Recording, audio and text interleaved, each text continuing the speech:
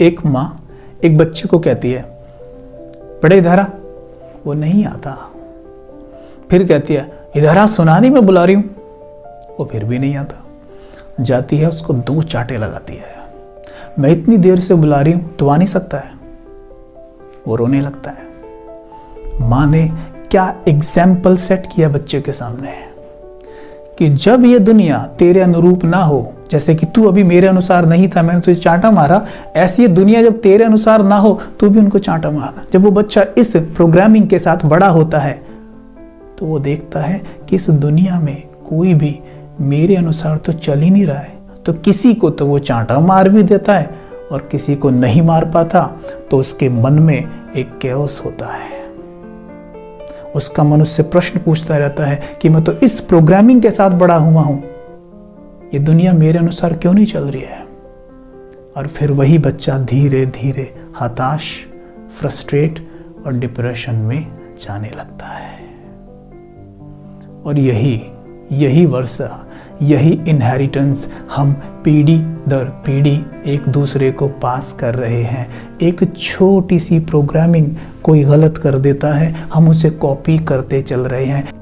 एक बार भी बैठकर हम ये नहीं सोचते हम क्या कर रहे हैं। एक भाई का उदाहरण, भाई मिले थे हमें, भाई ने बताया कि उनकी एक शॉप है, शॉप पर कुछ बच्चे आए, 2 बच्चे थे शायद, उनके हाथ में नकली नोट था, कुछ सामान उन्होंने परचेज किया और वो नकली नोट झिझकते हुए उन्हें देने लग गए।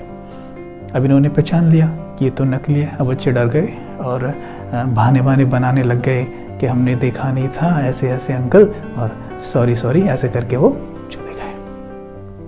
ये भाई हमें बता रहा है और कह रहा है देखो भाई साहब, आजकल के बच्चे कितने स्मार्ट हैं, कितने तेज़ हैं, और मेरे बच्चे तो बिल्कुल डम्ब है, मोटी बुद्धि है उनकी।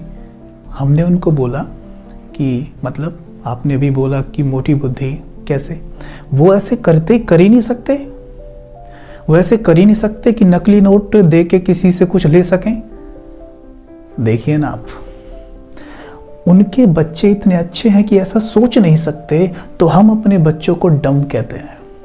जबकि हमें अपने बच्चों पे गर्व होना चाहिए, हमें उन्हें अप्रिशिएट करना चाहिए, लेकिन हम कह रहे हैं कि वो तो डम है और वो बच्चे स्मार्ट हैं जो ऐसा कर रहे हैं। और ये जब ये बात वो हमें बता रहे थे ना, उनके बच्चे उनके साथ ही खड़े हुए थे।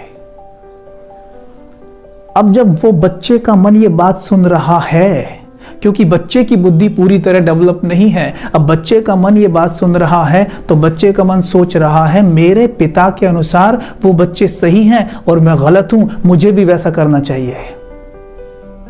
ये प्रोग्रामिंग हम अपने बच्चों की अनजाने में कर जाते हैं।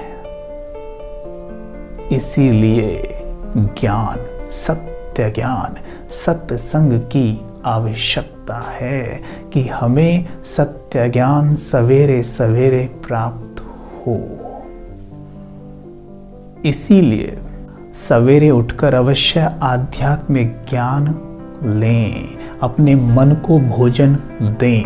वैसे बहुत सारे आत्माएं हमें मिलती हैं, वो कहते हैं कि हाँ भाई जी, तो मैं जानता हूँ, ये भी मैं जानता हूँ, बात सही है, वो बहुत कुछ जानते हैं लेकिन इम्प्लीमेंट नहीं कर पाते हैं।